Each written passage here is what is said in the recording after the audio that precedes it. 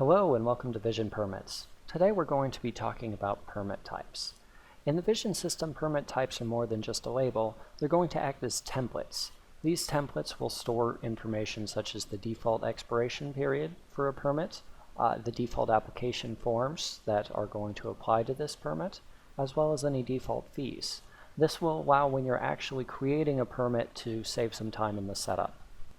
The first step in adding a new tracking type to the Vision system is going to be adding the name for this permit type. To do this, first we'll go to the data center in the lower left-hand portion of the software, and then enter the tracking center. From the tracking center, we're going to click New Tracking Item and choose Permits-Permit Type from the drop-down. For this example, we're going to be making a permit type for a deck permit. So I'm going to type deck permit in the name and click Save and Close. Our next step is going to be to configure the permit type defaults. To do this, we'll visit Permit Type under Data Center in the top left here to launch the Permit Type Center. The Permit Type Center will list all the current permit types available in the system. In this case, we want to make a new one, so we'll hit New Permit Type up at the top left. Once this window is launched, we're going to choose Deck Permit from the drop-down at the top.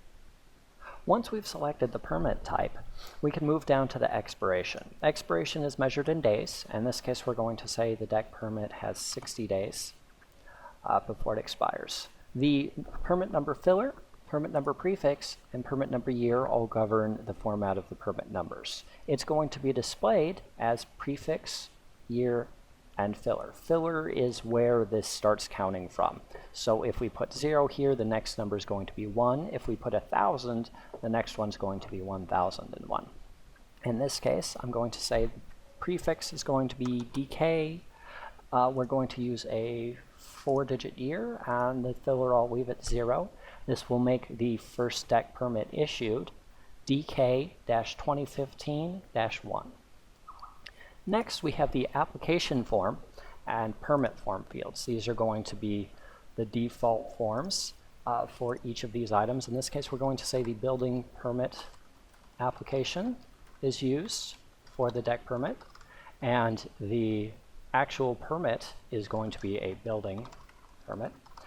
These application form document and permit form document boxes here are used in line with the document management system to store PDFs of these forms so they can be accessed easily later on. Once we've got these filled out, we'll click Save here and move on to the Conditions tab. So on the Conditions tab, we have the Add and Delete buttons. In this case, I'm going to add 2 conditions. Conditions are items that must be met before this permit can be moved to a completed state. In this case, we're going to say it needs a, site inspection, and this is going to be an error, which means that without a site inspection, this permit cannot move forward. Next, we're going to choose, stair details, I believe we have in here. There we go, at the bottom. And this one will just be a warning because not all decks will have stairs, and so there's a chance that this might not actually be required for this permit to pass through. Finally, we're going to add a default fee. The default fee I'm going to choose to be the building permit fee, since we've decided that this is going to be a building permit.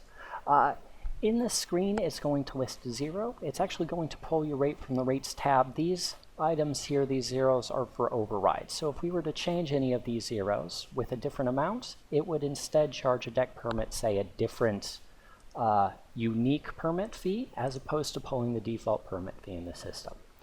Once we have these 3 tabs filled out, we can click Save and Close to complete our deck permit. Thank you for watching.